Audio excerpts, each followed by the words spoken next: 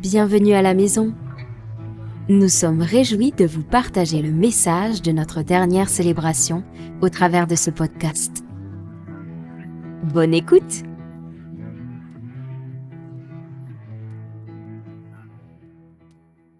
Yes, ça fait plaisir de vous voir. Bienvenue. Qui c'est qui est là pour la première fois à la maison ce matin? Trop bien, bienvenue. Ça fait vraiment plaisir de t'avoir avec nous. Est-ce que tu veux te présenter en 2-3 mots? Je pourrais le faire, mais ouais, juste dire qui tu viens, qui tu es, d'où tu viens. Alors, donc moi je m'appelle Elfie, pour ceux qui ne me connaissent pas. J'habite dans l'Ariège, donc un petit peu plus au sud, un peu plus dans la campagne montagne. Je suis au service dans une église qui s'appelle la Graus, pour ceux qui connaissent, qui est aussi une église qui fait partie du réseau RNC dans laquelle se trouve aussi la maison. Ouais. Et voilà, et j'ai vraiment un cœur, une amitié aussi avec plein de personnes de cette église-là. Et donc j'avais envie depuis longtemps de venir visiter, j'avais pas eu l'occasion. Donc voilà, c'est après. Bienvenue Elfie. Merci. Ça fait plaisir de t'avoir avec nous, c'est trop bien. On a des projets de faire des choses avec Elfie ici dans ce lieu. Ouais. C'est un lieu avant d'être à Christ, il y a des énergies d'ici que tu connaissais avant de connaître Christ. Yes, on est content de t'avoir en tout cas. Ouais. Et puis n'hésitez pas à partager avec Elfie, elle a un super témoignage. Oui, je serai là après pour le reste. Et puis, bienvenue à William et Tan aussi. On voit moins souvent, ça fait plaisir de nous avoir aussi avec nous. Ouais, c'est trop chouette. Yes, et puis aussi à Julie, quand on ne voit pas souvent non plus, c'est cool de t'avoir avec nous aussi, ça fait plaisir. Ce matin, j'avais prévu un truc, et puis là, pendant la louange, je sentais que Dieu me disait non, il y a autre chose. Donc, je vais faire autre chose. On va parler de Bouddha, ça vous va? Non. Non.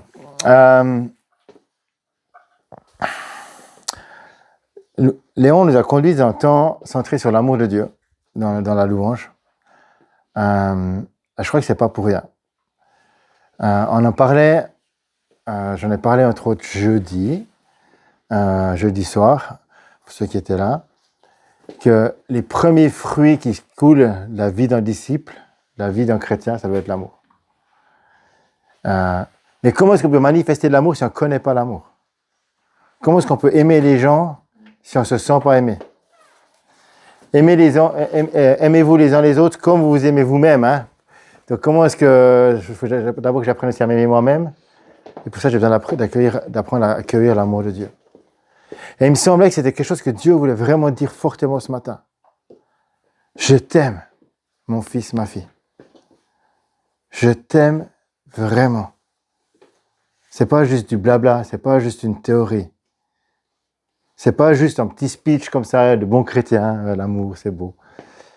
Vraiment, Dieu t'aime. Et il t'aime tellement qu'il a donné sa vie pour toi.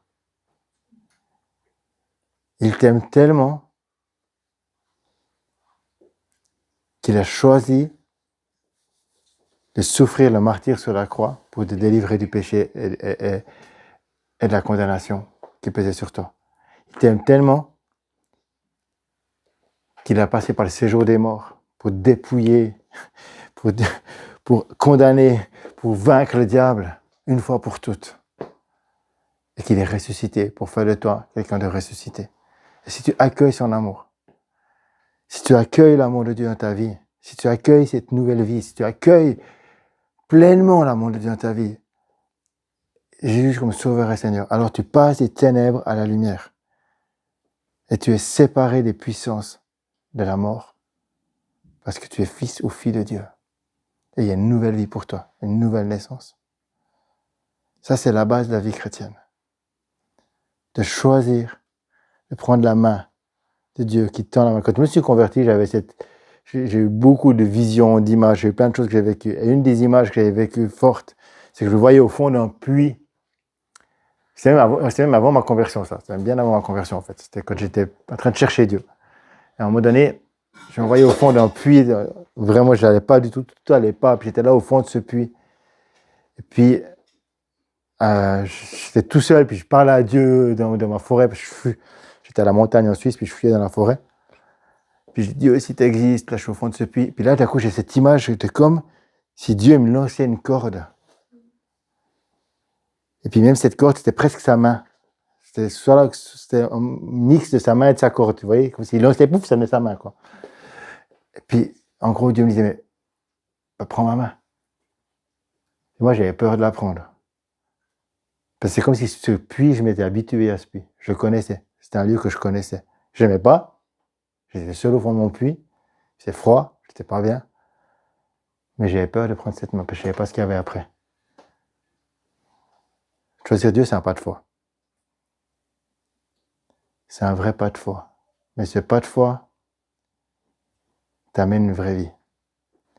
Puis après, en fait, la vie du chrétien, ben, c'est une foi de tous les jours. De tous les jours. Tous les jours, on doit apprendre à marcher par la foi. Et c'est un combat de tous les jours.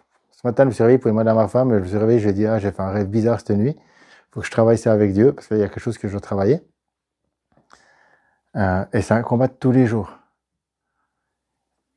De dire, je me positionne en Christ et pour Christ. Dieu m'aime tellement qu'il a un projet pour moi, qu'il ne me condamne pas, qu'il ne m'accuse pas, mais qu'il veut me montrer le chemin. Par contre, je dois faire des choix. Je dois apprendre à écouter sa voix, à ne pas m'écouter moi-même, toujours. En fait, c'est ça qui est dur, c'est que Dieu, le projet de Dieu n'est pas un projet où je fais que ce que je veux. On n'aime pas entendre ça. Mais c'est quand même la vérité. Dieu est tellement amour qu'il a un plan pour notre vie. Puis quand on fait que ce qu'on veut, on passe des fois à côté de ce plan-là d'amour. Alors comme il est amour, il vient nous reprendre, il vient nous rechercher là où on est. Mais purée, le temps qu'on perd, les mois, voire les années qu'on peut perdre des fois en juste en voulant faire ce qu'on veut, à notre propre sauce. Parce que Dieu ne sait pas, mais moi je sais. Et on a tellement besoin de dire, ok, ça me coûte, mais je vais faire confiance à toi, à ce que toi tu as pour moi, Seigneur. Puis, une autre chose que j'avais à cœur de vous dire ce matin, c'est que Dieu, je peux poser sur le, peut-être pas, hein. Ouais, je peux le croire. C'est que Dieu, il a pas envie de... Le projet de Dieu passe par l'Église. Le thème de l'année, c'est qu'on est des pierres vivantes. Vous êtes d'accord avec moi? Et si on est des pierres vivantes, ben, les pierres vivantes, le projet de Dieu, c'est pas qu'elles soient toutes seules. C'est pas qu'on cherche chacun une pierre de notre côté. Le projet de Dieu, c'est que ces pierres vivantes, on s'édifie les uns les autres, parce que le verset complet du thème de l'année, édifiez-vous comme les pierres vivantes. Donc, il a besoin qu'on soit tous ensemble, les uns avec les autres. Donc Dieu il t'aime tellement, le Père t'aime tellement qu'il t'a mis dans une famille. Il n'a pas voulu que tu sois orphelin. Il t'a racheté. Il t'a fait fils et fille. Et il t'a donné des frères et sœurs. Il t'a donné une famille. Et il t'a pas donné une famille pour que tu changes de famille tout le temps.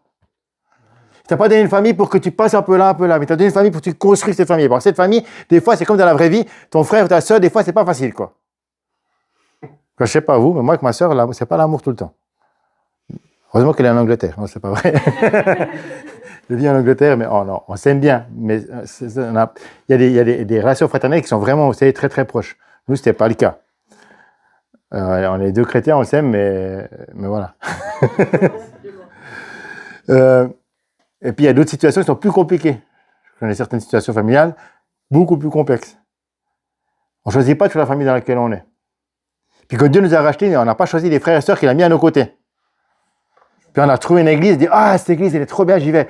Puis paf, arrivent des frères et sœurs dans cette église. Puis ceux-là, je ne vais pas aller skier avec eux, quoi. Franchement. Ou alors celui-là, bon, le pire, c'est le pasteur, je ne vous raconte pas. Ou sa femme surtout, c'est sa femme. Mais en fait, Dieu nous travaille aussi nous-mêmes dans les relations. Et Dieu nous travaille. Mais ça veut dire quoi? Ça veut dire qu'on doit être vrais les uns avec les autres. Ça veut dire qu'on doit se dire les choses. Ça veut dire qu'on, par amour, supportez-vous les uns les autres. Je vais vous prendre un verset qui devait être pour la conclusion.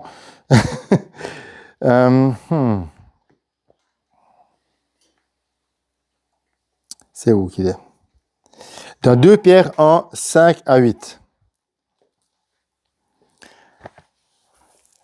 Pierre, il dit ceci. Faites tous vos efforts pour ajouter à votre foi. Donc, j'ai parlé tout à l'heure de la foi, c'est ce qui le moteur de notre vie, qui nous fait avancer, qui nous fait passer des ténèbres à la lumière et qu'on est tout le temps en train de marcher par la foi, faites tous vos efforts pour ajouter à votre foi la force de caractère. Est-ce que tu as une force de caractère? Certains d'autres ont une plus grande force un caractère plus fort que d'autres. Vous êtes d'accord avec ça?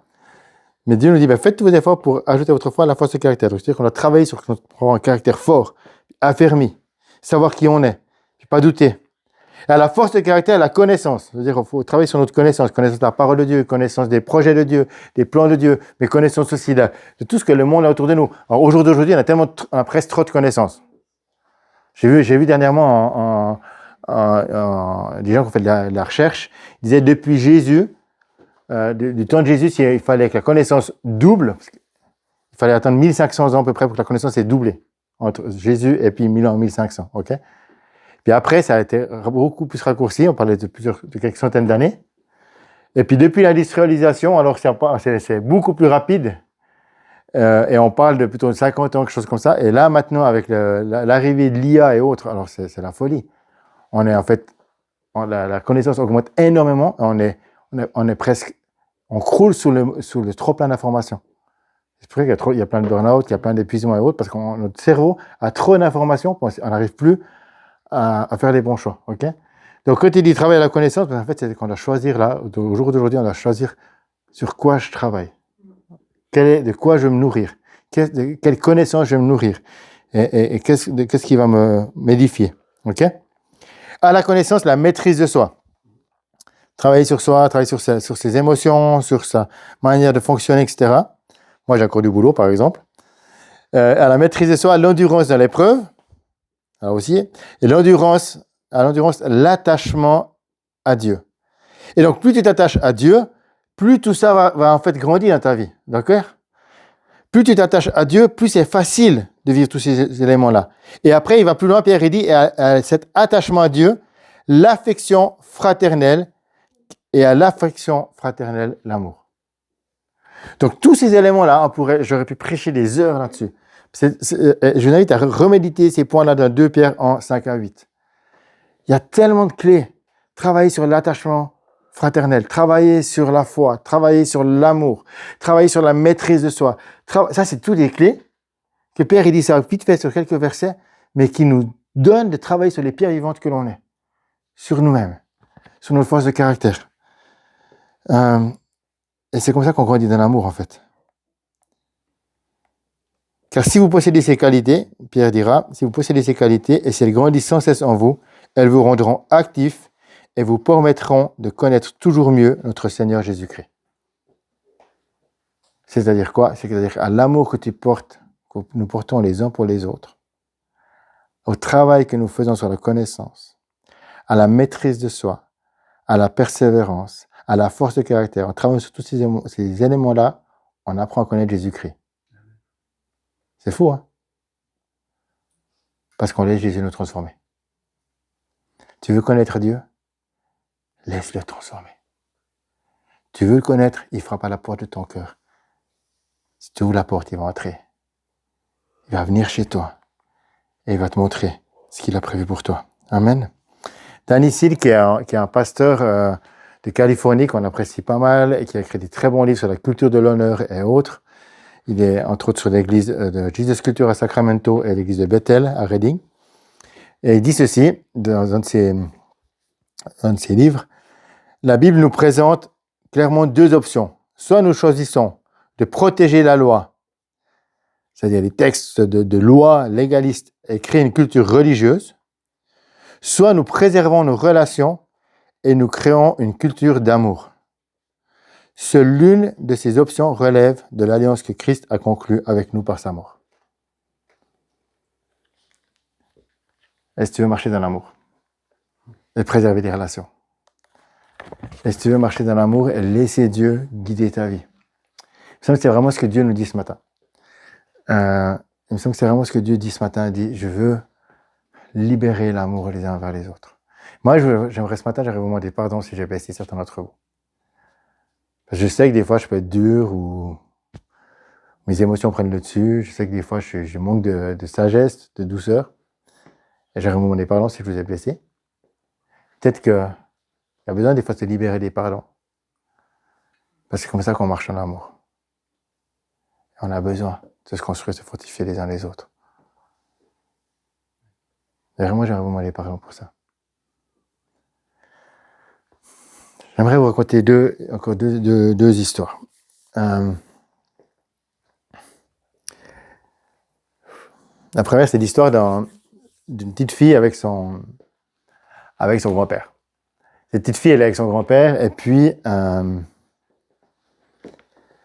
se voit dans un miroir, puis elle se regarde, puis elle voit comme elle est faite dans le miroir, tout, etc. Et puis elle se regarde, elle regarde ses cheveux, son visage, ses yeux, tout. Puis elle s'admire, puis Dieu dit, et puis son grand-père lui dit, ah ben, t'aimes bien te voir dans le miroir? Mais il dit, oui, mais papy, c'est vrai que c'est Dieu qui nous a créés, il a tout créé en nous, tous nos cheveux, tout. C'est vrai que papy, c'est vrai que c'est Dieu qui nous a créés? Et puis le grand-père, ben, il dit, oui, c'est Dieu qui nous a complètement créés, il nous a tout fait. De la tête jusqu'aux pieds, il nous a fait corps, âme, esprit, c'est lui qui nous a créés.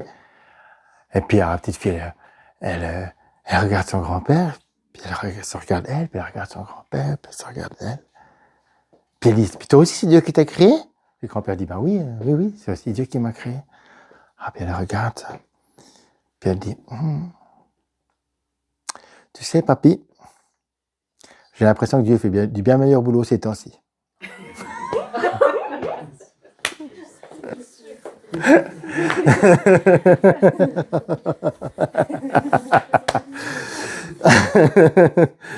Bon, l'amour, c'est pas ça.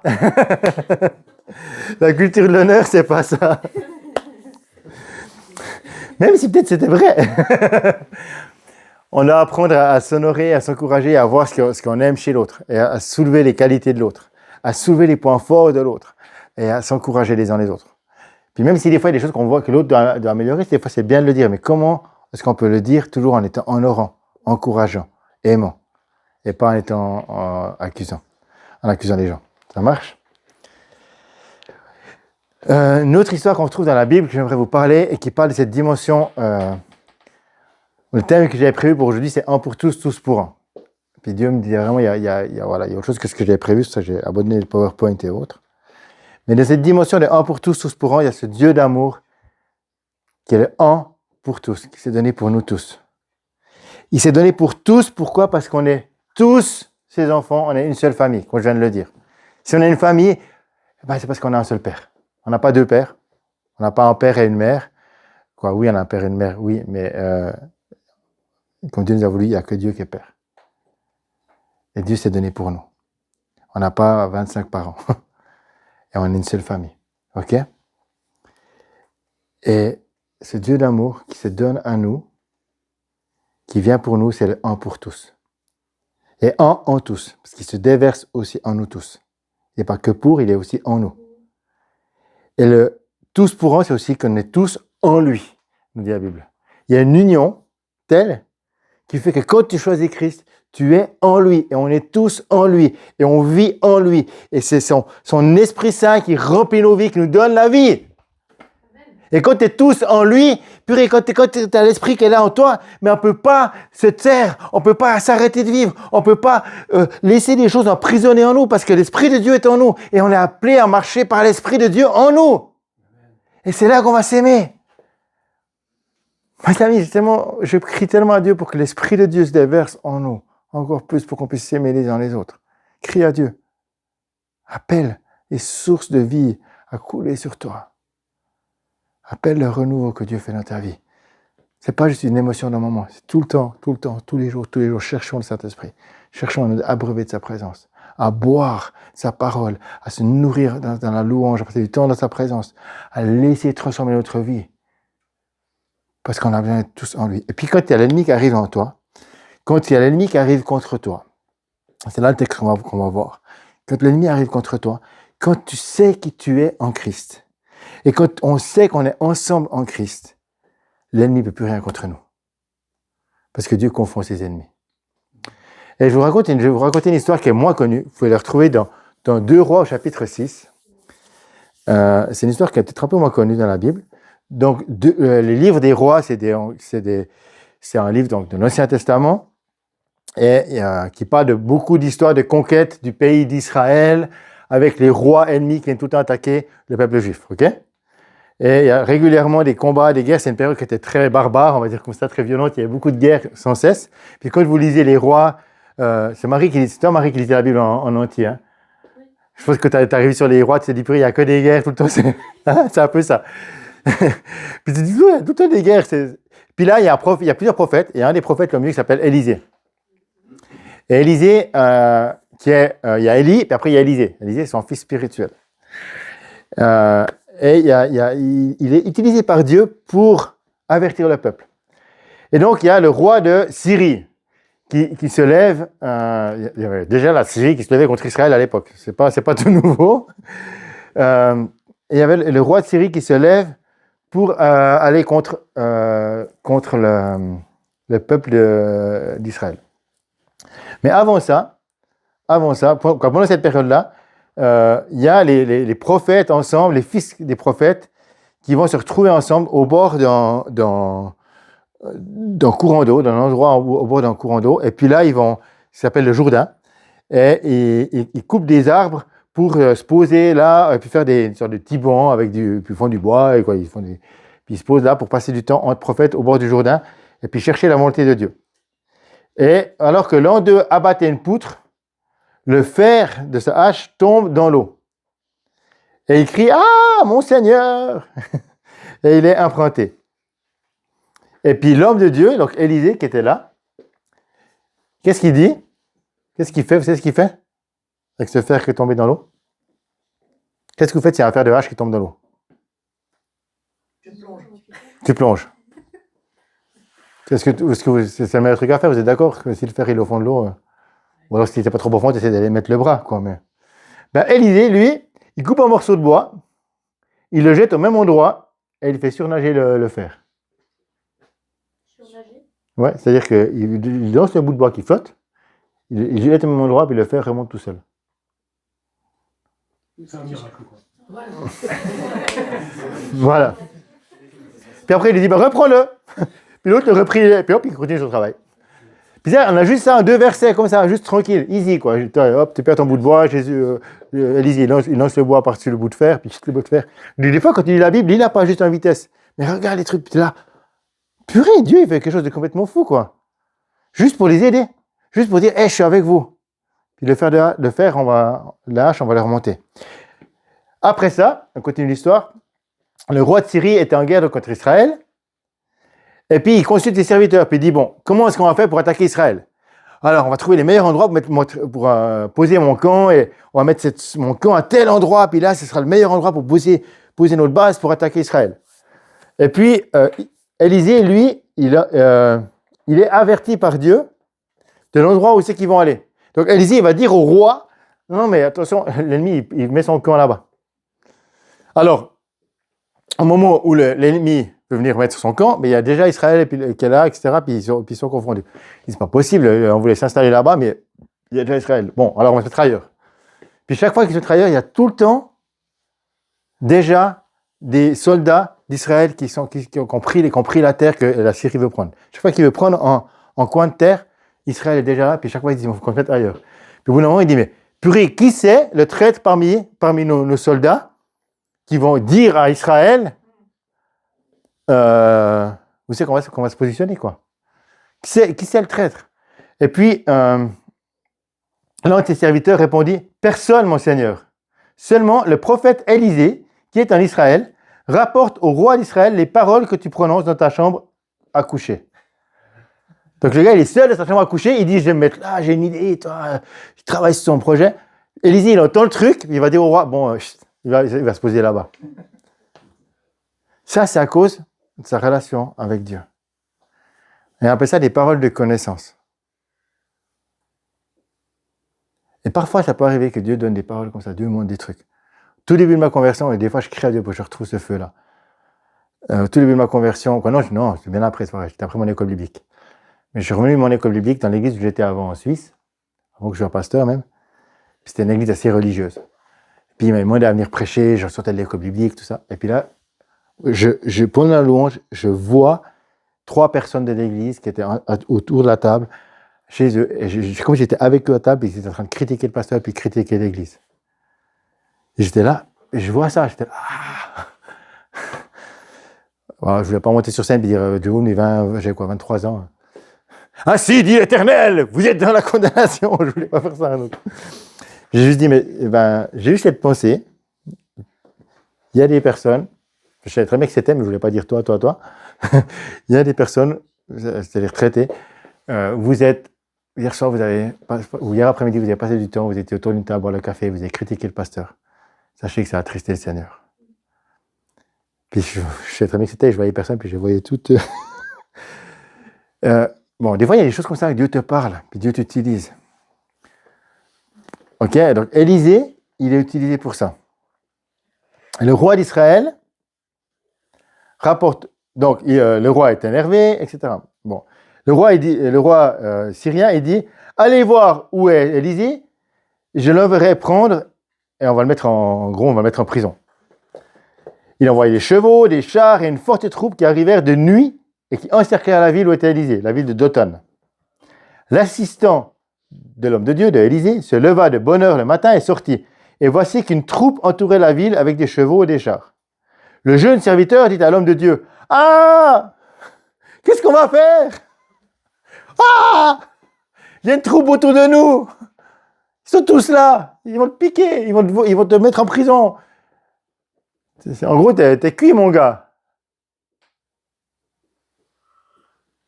Il y a des drones autour de toi! » Et puis, qu'est-ce que va répondre Élisée?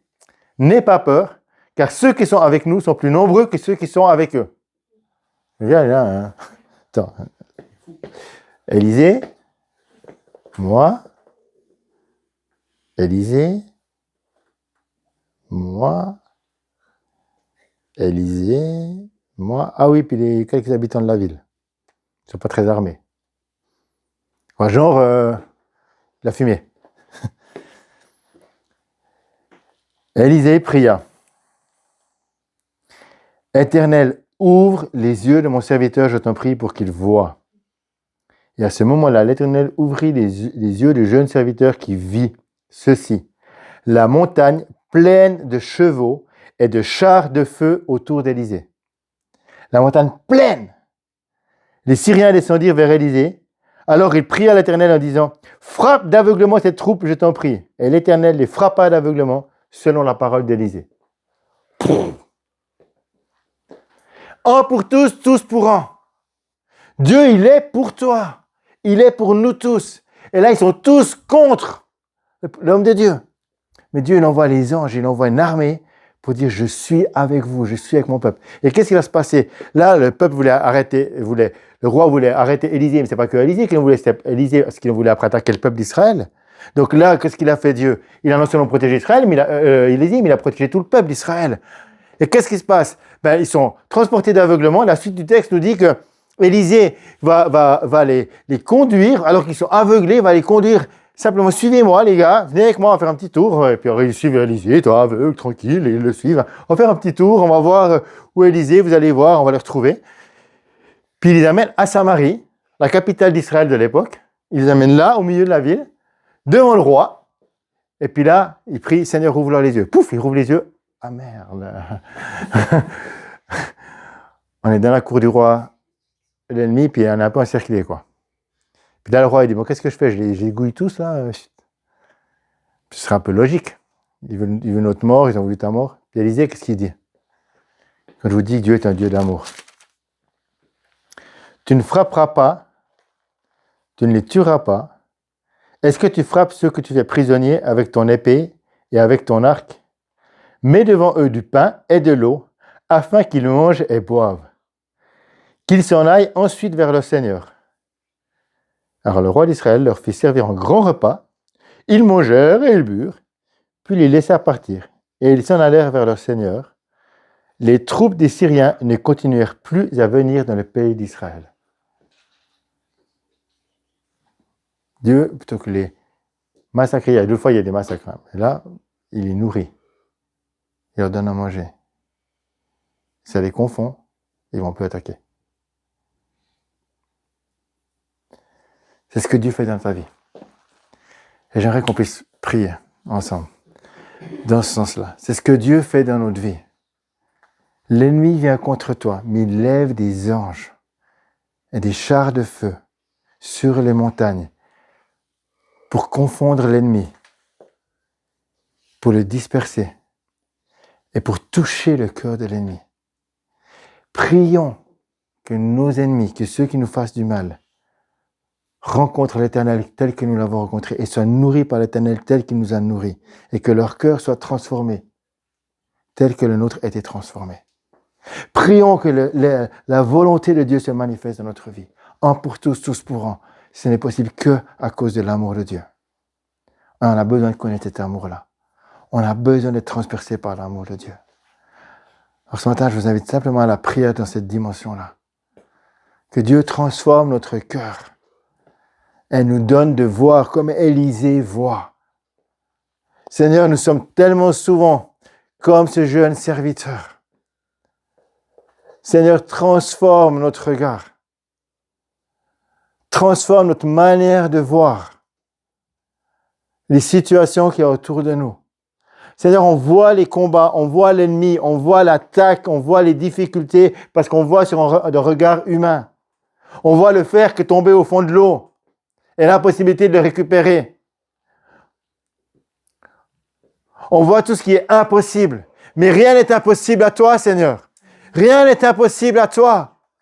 Donne-nous cette foi, Seigneur, qui fait remonter le fer du fond de l'eau. Donne-nous cette foi, Seigneur, qui nous fait avancer et qui rend aveugle l'ennemi. Donne-nous cette foi et cet amour les uns pour les autres, pour que si mon frère ou ma sœur tombe, j'ai la foi pour le relever et pour le faire marcher avec moi, parce que l'ennemi ne pourra pas s'emparer de sa vie. Donne-moi cette foi. Donne-nous cette foi pour nous aimer les uns les autres d'un amour qui se donne comme toi tu t'es donné pour nos vies. Donne-nous, comme disait Pierre, de faire tous nos efforts pour marcher dans la transformation que tu nous donnes. De faire tous nos efforts pour marcher par l'Esprit. De ne pas être passif, mais actif. Et de choisir de tout notre être de faire ta volonté et de te laisser régner dans notre vie. Seigneur, si on veut être ces pierres vivantes, c'est parce qu'on a besoin de toi. Jésus. Jésus. Si aujourd'hui, alors qu'on a tous les yeux fermés, juste ayons tous les yeux fermés. Si aujourd'hui tu dis, moi dans ma vie, j'ai besoin que Dieu vienne me sauver de telle ou telle situation. J'ai besoin que Dieu vienne me délivrer de la situation dans laquelle je suis. J'invite juste à lever la main que je puisse prier pour toi. Tu puisses lever cette main vers Dieu. Oui, j'ai vu ta main. Tu puisses lever cette main. Oui. Juste gardons les yeux fermés et levons les mains. Comme si tu levais cette main vers Dieu. Cette main, c'est vers Dieu que tu l'attends. Jésus, tu vois ces mains qui sont levées. Aujourd'hui, Seigneur, ces mains sont levées vers toi. Elles sont levées vers toi, Seigneur. Pas vers moi, mais vers toi. Prends chacune de ces mains et donne-leur de voir la victoire que tu as pour elles. Aujourd'hui, nous appelons le don de foi. Le don de foi, Seigneur. Une foi surnaturelle qui ranime nos vies par l'Esprit. Je prie pour que chacune de ces mains levées, tu les transformes par ton Esprit. Viens, Saint-Esprit, viens, Saint-Esprit. Déverse ton onction maintenant. Déverse ton onction, Saint-Esprit, maintenant. Et brise les jougs. Nous brisons les jougs et les attaques de l'ennemi dans le nom de Jésus. Je brise toutes ces attaques de l'ennemi sur vos vies. Au nom de Jésus, maintenant. Maintenant. Je fais taire le mensonge. Je fais taire l'oppression dans vos vies. Au nom de Jésus, maintenant. Maintenant. Ça lâche. Ça lâche. Au nom de Jésus. Puissance des ténèbres sont liées dans le nom de Jésus. Puissance de mort, de dépression, de maladie, ça lâche dans le nom de Jésus. Puissance d'aveuglement, d'isolement, ce qui t'isole, ça lâche dans le nom de Jésus. Dans le nom de Jésus. Maintenant, maintenant. prends la main de Dieu, qui t'arrache des ténèbres et qui t'amène dans sa maison et qui fait fuir l'ennemi au loin. Tu étais peut-être comme ce Pierre, c'est peut-être toi le fer qui est tombé au fond de l'eau. Mais Dieu met son en bois et te relève. Jésus t'est cloué sur un bois. Et ce bois-là, il est là pour te relever du fond de l'eau, du fond des ténèbres. Comme le fer qui est tombé au fond de l'eau, Dieu vient te rechercher. Viens, Saint-Esprit, maintenant, déverse ta vie. Déverse ton onction maintenant. Souffle. Souffle, Seigneur.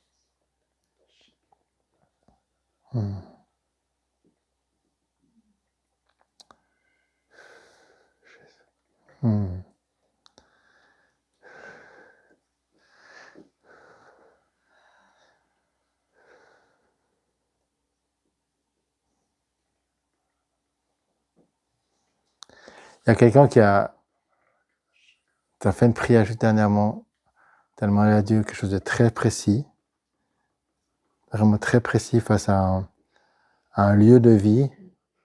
Ça parle de déménagement, ça parle de voyage, de déplacement. Tu as demandé quelque chose de très précis à Dieu, puis tu ne comprends pas, et pour toi c'est très flou. Tu n'arrives pas à avoir la réponse. Et je sens que Dieu te dit, mais continue de me chercher, parce que tu es dans le flou, et je vais te révéler à toi dans les jours qui viennent, je vais te révéler le chemin. Je ne vais pas te montrer la destination finale, mais je vais te montrer l'étape suivante. Fais-moi confiance, parce que j'ai un projet pour toi réel. Dans les jours qui viennent, je vais te montrer l'étape suivante. Mais je suis avec toi. Je ne t'abandonne pas, et on va aller étape par étape, parce que je t'amène dans un endroit que tu ne peux même pas imaginer. Fais-moi confiance. Merci de nous avoir écoutés. Nous prions que ce message porte du fruit pour vos vies et que l'Esprit de Dieu vous remplisse. Si vous souhaitez participer à l'une de nos activités au Lexington Café, dans les maisons ou à nos célébrations du dimanche soir, n'hésitez pas à nous contacter sur égliselamaison.fr ou via les réseaux sociaux. À bientôt, à la maison.